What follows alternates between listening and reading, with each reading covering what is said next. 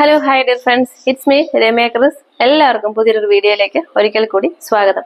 ഇന്ന് ഞാൻ എത്തിയിട്ടുള്ളത് വളരെ സിമ്പിൾ ആയിട്ട് വീട്ടിൽ പനീർ എങ്ങനെ ഉണ്ടാക്കിയെടുക്കാം എന്ന ഒരു വീഡിയോ ആയിട്ടാണ്. കുറച്ച് പേര് ചോദിച്ചിട്ടുണ്ടായിരുന്നു പനീർ എങ്ങനെയാണ് ഉണ്ടാക്കിയെടുക്കുമ്പോൾ പൊടിഞ്ഞു പോകുന്നുണ്ടെന്നൊക്കെ ഉള്ളത്. അപ്പോൾ അങ്ങനെ ഒരു പ്രശ്നമില്ല. ഫസ്റ്റ് ടൈം തന്നെ ഉണ്ടാക്കിയെടുക്കുമ്പോൾ നല്ല പെർഫെക്റ്റ് പനീർ നിങ്ങൾക്ക് കിട്ടും. ഞാനിപ്പോൾ ചെയ്യുന്ന പോലെ ചെയ്താൽ മതി. നിങ്ങൾക്ക് അങ്ങനെ ഫ്ലോപ്പ് ആയിട്ടൊന്നും പോകത്തില്ല. വളരെ സിമ്പിളാണ് പനീർ ഉണ്ടാക്കിയെടുക്കാനായിട്ട്. അപ്പോൾ ഉണ്ടാക്കി നോക്കുക. എന്നിട്ട് നിങ്ങളുടെ ഫീഡ്ബാക്ക്സ് അറിയിക്കാൻ മറക്കരുത്. പുതിയതായിട്ട് കാണുന്ന കൂട്ടുകാർ ചാനൽ സബ്സ്ക്രൈബ് ചെയ്തിട്ടില്ല എന്നുണ്ടെങ്കിൽ സബ്സ്ക്രൈബ് ചെയ്യാൻ മറക്കരുത്. അപ്പം നമുക്ക് വേഗം തന്നെ നമ്മുടെ റെസിപ്പിയിലേക്ക് പോകാം. Keep on watching guys. നമുക്ക് പെട്ടെന്ന് തന്നെ നല്ല പെർഫെക്റ്റ് പനീർ ഉണ്ടാക്കിയെടുക്കാം. ഞാനിവിടെ ചൂട് കട്ടിയുള്ള നല്ലൊരു പാത്രം എടുത്തിട്ടുണ്ട്. 2 ലിറ്റർ പാൽ ഞാൻ ചേർത്ത് കൊടുക്കുന്നുണ്ട്. 2 ലിറ്റർ പാലിലേക്ക് ഉണ്ടാക്കുമ്പോഴാണ് കുറച്ചെങ്കിലും പനീർ കിട്ടത്തുള്ളൂ. അപ്പം ഇത് വീട്ടിൽ നിന്ന് വാങ്ങുന്ന ഫുൾ ഫാറ്റ് മിൽക്കാണ്. പുറത്തുനിന്ന് വാങ്ങുന്ന കവർ പാക്കറ്റ് വെച്ചിട്ട് നമുക്ക് ഉണ്ടാക്കിയെടുക്കാം. പക്ഷേ ഇത്രത്തോളം ക്വാണ്ടിറ്റി ഉണ്ടാവത്തില്ല. ഞാൻ 2 രീതിയിലും ചെയ്ത് നോക്കിയിട്ടുണ്ട്. ഞാൻ 2 ലിറ്റർ പാലും ചേർത്ത് കൊടുത്തിട്ടുണ്ട്. എൻ്റെ തണുപ്പൊന്ന് മാറി വരട്ടെ കേട്ടോ, ഫ്രിഡ്ജിൽ നിന്ന് എടുത്തതായതുകൊണ്ട് തന്നെ. അപ്പം നമുക്കൊരു ബൗളിലേക്ക് 1 ടേബിൾ സ്പൂൺ വിനാഗിരിയും പിന്നെ അതേ അളവിൽ തന്നെ 1 ടേബിൾ സ്പൂൺ പച്ചവെള്ളവും ചേർത്ത് കൊടുക്കാം. നോർമൽ വാട്ടറാണ്. ഇത് രണ്ടും നന്നായിട്ടൊന്ന് മിക്സ് ചെയ്ത് മാറ്റി വയ്ക്കാം. നമ്മൾ പനീർ ഉണ്ടാക്കുമ്പോൾ പാലൊന്ന് പിരിഞ്ഞു വരത്തില്ലേ, അതിനുള്ള ആ ഒരു കൂട്ടാണിത്. ഇത് ചേർത്ത് കൊടുക്കുമ്പോഴാണ് പാല് പിരിഞ്ഞിട്ട് വരുന്നത്. അപ്പം നന്നായിട്ടൊന്ന് മിക്സ് ചെയ്തിട്ട് നമുക്കിത് അങ്ങോട്ട് മാറ്റി വയ്ക്കാം. ഇനി നമുക്കൊരു വലിയൊരു ബൗൾ എടുത്തിട്ടുണ്ട്. അതിന് മുകളിലായിട്ട് നല്ല ക്ലീൻ ആയിട്ടുള്ളൊരു ക്ലോത്ത് കൂടി ഇട്ട് കൊടുക്കാം. പാല് നന്നായിട്ട് തിളച്ച് വരുമ്പോഴത്തേക്കും ഇതിലേക്ക് വേണം ഒഴിച്ചിട്ട് ഒന്ന് അരിച്ചെടുക്കാനായിട്ട്. അപ്പം നല്ല ക്ലീൻ ആയിട്ടുള്ളൊരു ക്ലോത്ത് ആയിരിക്കണം. കട്ടി കുറഞ്ഞൊരു ക്ലോത്താണ് കുറച്ചുകൂടെ നല്ലത്. അപ്പം നമുക്കിത് അങ്ങോട്ട് റെഡിയാക്കി മാറ്റി വയ്ക്കാം. ഇനി നമുക്ക് ഫ്ലെയിം ഓൺ ചെയ്ത് കൊടുക്കാം. ഒരു മീഡിയം ഫ്ലെയിമിൽ വെച്ചിട്ട് നമുക്കിത് റെഡിയാക്കി എടുക്കാം. അല്ലെങ്കിൽ തീ കൂട്ടി വെച്ചോളൂ, അടുത്ത് നിന്നാൽ മതി. നന്നായിട്ടൊന്ന് തിളച്ച് വരുന്നതിന് മുന്നേ ഉള്ള ആ ഒരു സ്റ്റേജിലേക്ക് നമുക്ക് ആ വിനീഗറും വെള്ളത്തിൻ്റെയും ആ കൂട്ട് ചേർത്ത് കൊടുക്കാം. തിളയ്ക്കരുത് കേട്ടോ. തിളയ്ക്കുന്നതിന് തൊട്ട് മുന്നേ ആ ഒരു ചെറിയ പത പോലെ വരത്തില്ലേ, ആ ഒരു സമയത്ത് വേണം ചേർത്ത് കൊടുക്കാനായിട്ട്. നന്നായിട്ട് ഇളക്കി കൊടുക്കാം. അപ്പം ഈ ഒരു പിരിഞ്ഞു വരുന്ന ആ ഒരു സമയത്ത് തീ കുറച്ച് വെച്ചോളൂ. അടിയിൽ പിടിക്കത്തില്ല, എന്നാലും റിസ്ക് എടുക്കണ്ട. തീ ഒന്ന് കുറച്ചെടുത്ത ശേഷം നന്നായിട്ട് ഇളക്കിയെടുക്കുമ്പോൾ ഇതുപോലെ ചെറുതായിട്ട് പിരിഞ്ഞു തുടങ്ങും. അപ്പം നന്നായിട്ട് പിരിഞ്ഞിട്ട് വരും. അപ്പം നന്നായിട്ടൊരു 1-2 മിനിറ്റ്സ് ഒന്ന് ഇളക്കി കൊടുക്കുക. അപ്പോഴത്തേക്ക് കംപ്ലീറ്റ് ഇതുപോലെ പിരിഞ്ഞു വരും. അതിനുശേഷം ഫ്ലെയിം ഒന്ന് ഓഫ് ചെയ്ത് കൊടുത്താൽ മതി. ഇപ്പം ഞാൻ കാണിച്ചുതരാം നന്നായിട്ട് പിരിഞ്ഞു വന്നിട്ടുള്ളത്. ഇതുപോലെ നന്നായിട്ട് കൈ വിടാണ്ട് ഒന്ന് ഇളക്കി കൊടുക്കുക. തീ ഒത്തിരി കൂട്ടി വയ്ക്കരുത്. കൊണ്ട് നന്നായിട്ട് പിരിഞ്ഞു വന്നിട്ടുണ്ട്. നമുക്ക് ഫ്ലെയിം അങ്ങ് ഓഫ് ചെയ്ത് കൊടുത്തേക്കാം.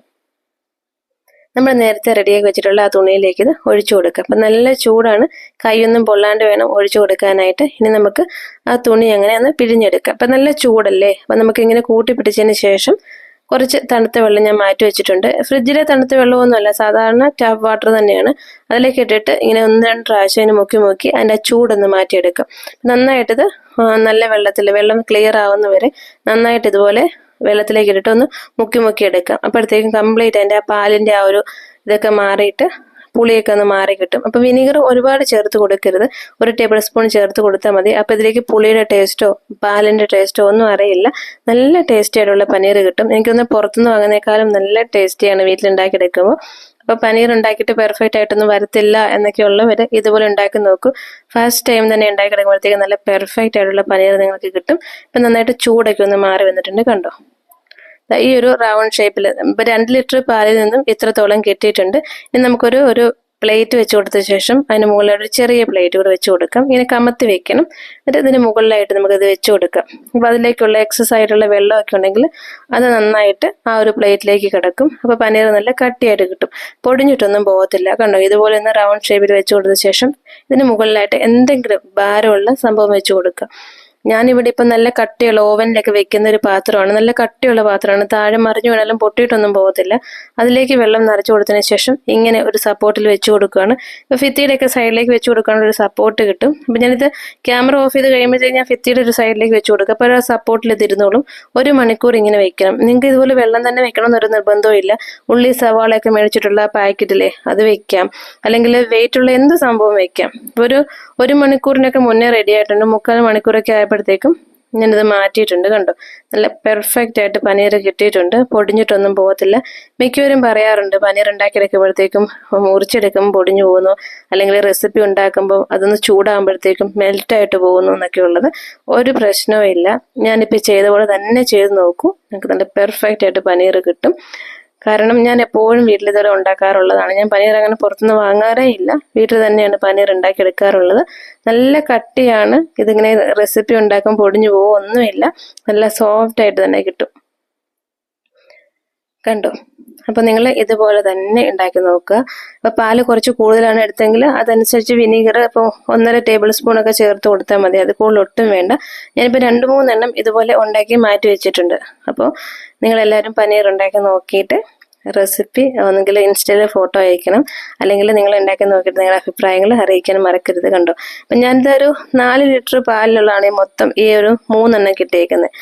അപ്പോൾ വീട്ടിൽ നിന്ന് മേടിക്കുന്ന പാലാകുമ്പോൾ വെള്ളമൊന്നും അധികം ചേരാത്ത പാലല്ലേ, നല്ല കട്ടിയായിട്ട് തന്നെ കിട്ടും. പാസ്ചറൈസ്ഡ് മിൽക്കൊക്കെ ആണെങ്കിൽ എനിക്കറിയില്ല എത്രത്തോളം ഈ ഒരു തിക്നെസ് ഉണ്ടാവത്തില്ല, എങ്കിലും റെഡിയായിട്ട് കിട്ടും. കുറച്ചുകൂടെ പാലിൻ്റെ കവറിൻ്റെ എണ്ണം കൂട്ടണമെന്ന് മാത്രമേ ഉള്ളൂ. അപ്പോൾ പനീർ എല്ലാവരും ഉണ്ടാക്കി നോക്കി. പനീർ വെച്ചിട്ടുള്ള റെസിപ്പി ഞാൻ അപ്ലോഡ് ചെയ്യാം. പനീർ ബുർജി ഉണ്ടാക്കാൻ നല്ലതാണ്, പനീർ ബട്ടർ മസാല എല്ലാം ഉണ്ടാക്കാനായിട്ട് പുറത്തുനിന്ന് വാങ്ങുന്നേക്കാളും കുറച്ചുകൂടെ നല്ല ടേസ്റ്റിയാണ് കഴിക്കാനായിട്ട്. ആ ഒരു പുളിയുടെ ടേസ്റ്റ് അങ്ങനെ ഒന്നുമില്ല. ഇതിപ്പോൾ ഇങ്ങനെ വെറുതെ ഉപ്പിട്ടിട്ട് വെറുതെ കഴിക്കാനും നല്ല ടേസ്റ്റാണ്. അപ്പോൾ എല്ലാവരും പനീർ ഉണ്ടാക്കി നോക്കണേ. എന്നിട്ട് ഫോട്ടോസൊക്കെ അയച്ചു. എനിക്കത് മിക്കവരും ഫോട്ടോസ് ഇൻസ്റ്റയിൽ അയച്ചു തരാറുണ്ട്. ചിലപ്പോൾ ഞാൻ വളരെ താമസിച്ചായിരിക്കും കാണുന്നത്, എങ്കിലും എല്ലാവർക്കും റിപ്ലൈ തരാറുണ്ടല്ലോ. അപ്പോൾ ഉണ്ടാക്കി നോക്കുക. മറ്റൊരു ഈസി റെസിപ്പി ആയിട്ട് നമുക്ക് അടുത്ത വീഡിയോയിൽ കാണാം. അതിൽ എല്ലാവരും ഹാപ്പി ആൻഡ് ഹെൽത്തി ആയിട്ടിരിക്കുക. See you soon next video. Till then, bye bye. Take care.